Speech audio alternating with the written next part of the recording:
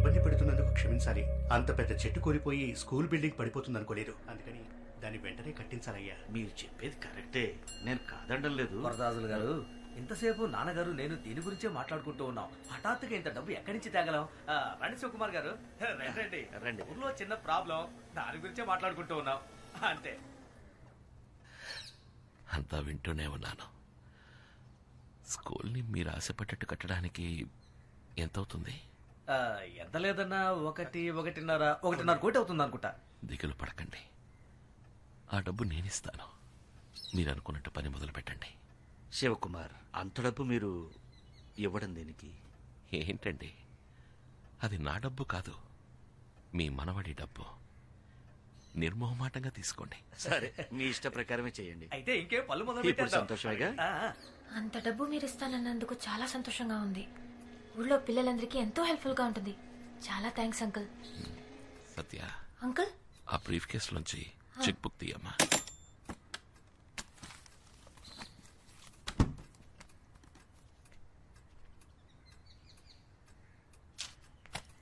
తాతయ్యకి చూస్తాను.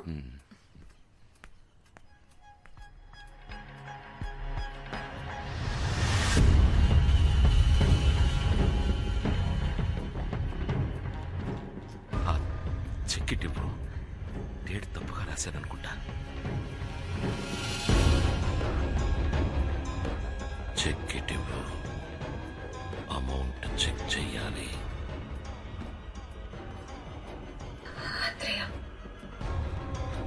చెక్ ఇవ్వు. నువ్వేనా ఆత్రేయ? చెక్ ఇవ్వమన్నానా? కుటుంబాన్ని నాశనం చేసింది నువ్వే కదా? చెక్ తీసుకొచ్చి ఇవ్వు.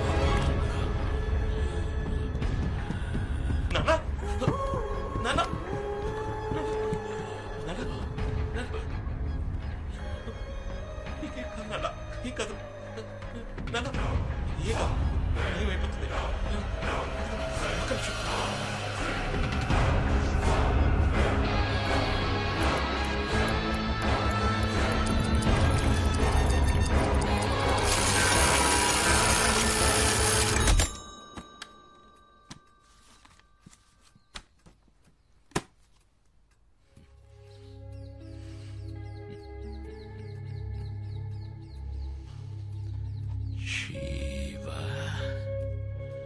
కుమార్. స్కూల్ కి మీ నాన్నగారు ఇచ్చారు. ఏంటి బాబు? ఏం లేదు, మీరు కిందకెళ్ళాలనుకుంటే చెప్పండి, తీసుకెళ్తాను.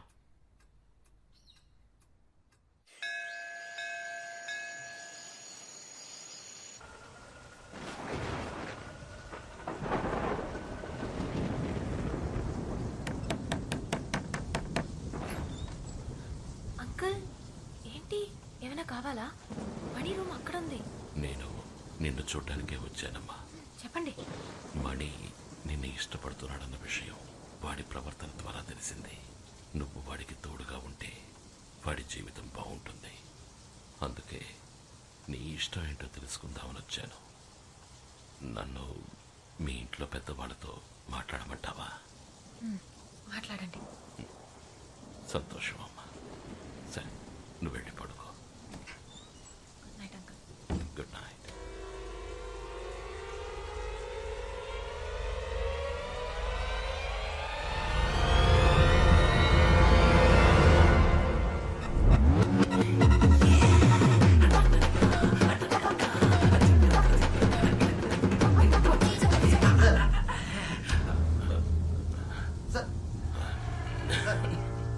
ఏంటి సార్ ఈ టైంలో మీరు ఒంటరిగా వచ్చారు?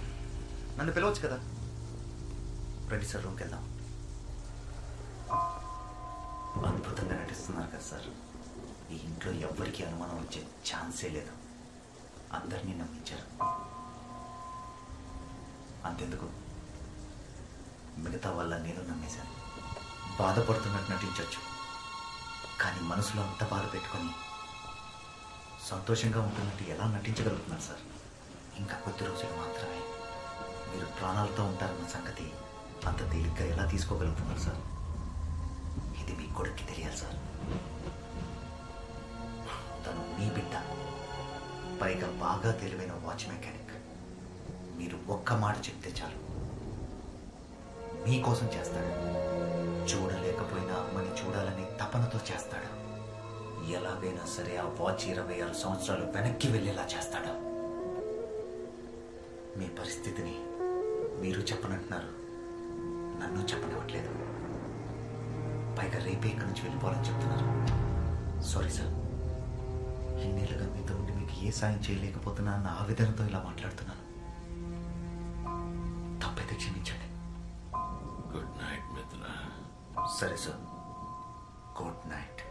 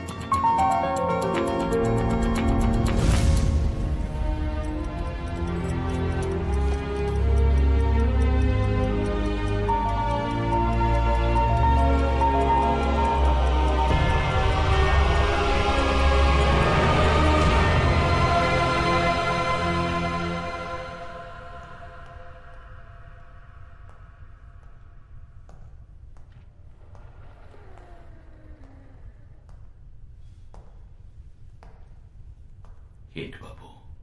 నాన్న, నేను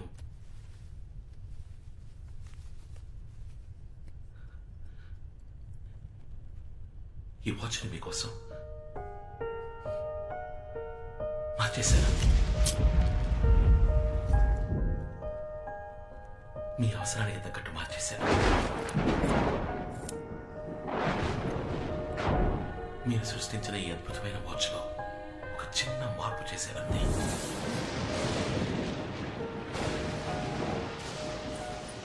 మీ వాచ్లో ఒక రోజులోపు ముందుకి వెనక్కి వెళ్లే ముళ్ళే ఉన్నాయి.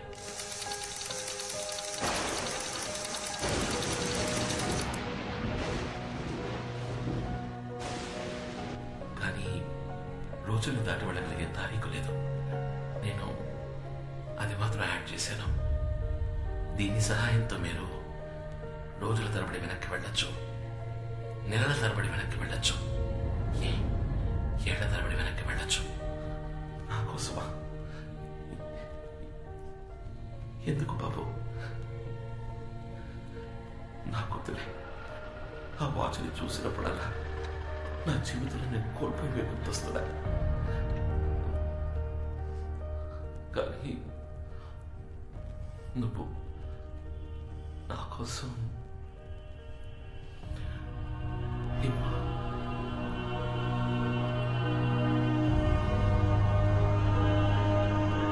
నాన్న, ఇప్పుడు మీరు అనుకున్నట్టుగా 26 ఏళ్ళు వెనక్కి వెళ్ళొచ్చు. నాన్న, మీకు ఆ తారీఖు టైము జ్ఞాపకం ఉందా?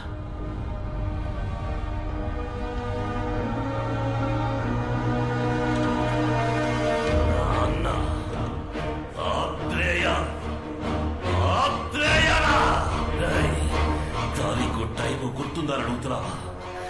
ఎలా మర్చిపోగలన్నా? 13/1/1990 సాయంత్రం 5 గంటలు ఈ వాచ్ సాయంతో చావునే జయిద్దామనుకున్న నేను జీవత్యం అయిపోయిన రోజు, శివకుమార్ మీ అమ్మతో కలిసి చచ్చిన రోజు, వాళ్ళిద్దరిని చంపింది నేనేరా. వెళతా మళ్ళీ నేను అదే తారీఖు అదే టైంకి వెళతా. నాకు ఈ గతి పట్టించిన మీ అబ్బా మీ అమ్మ నిన్ను కూడా కలిపి చంపుతా. ఈ లోకంలో ఒకే వ్యక్తిని 2 సార్లు చంపబోయే అదృష్టవంతుణ్ణి నేనేరా.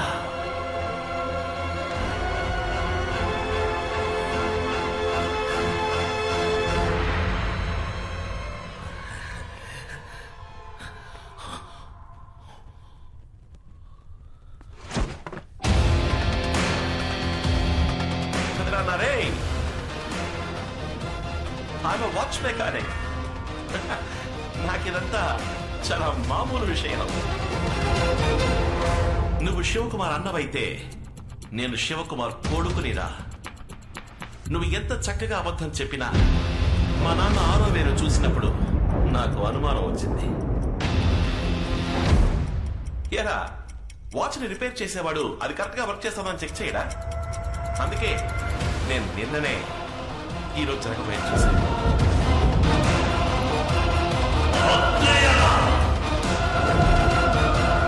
ఆ డమ్మీ వాచ్ని నీకెందుకు ఇచ్చినా తెలుసా?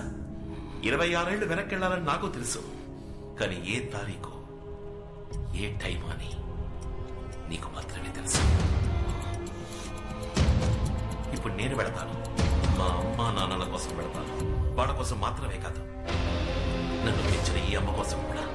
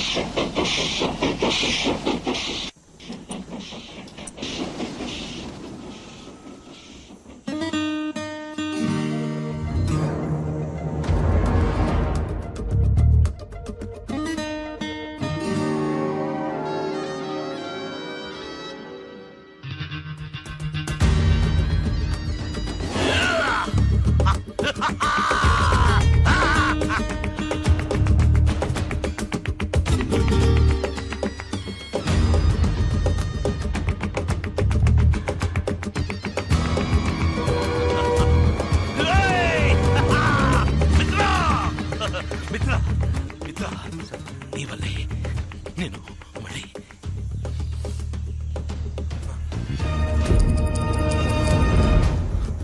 వీళ్ళిద్దరిని ముందు పడమను సార్. 3వ మలుపు దగ్గర టనల్ వస్తుంది, దాని గుండా ఇంట్లోకి రా. వీళ్ళిద్దరిని ఇంటికి వెళ్ళే పవర్ సప్లై కట్ చేయవచ్చు. నువ్వు నాతో రా.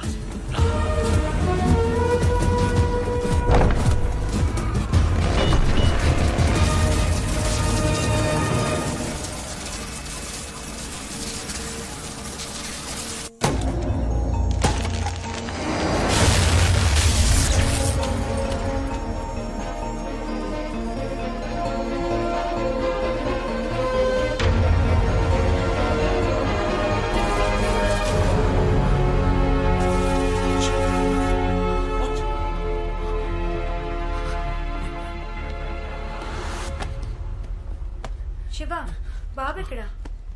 శివ, ఎక్కడ వాడు? అక్కడ ఏం వెతుకుతున్నారు? నేను ఎక్స్పెరిమెంట్ చేస్తూ ఉన్నాను, వాచ్ కనపట్లేదు. ఎక్కడో ఉంటుంది. 2 నిమిషాలు, వాడికి పాలిచ్చొచ్చి నేను వెతుకుతాను.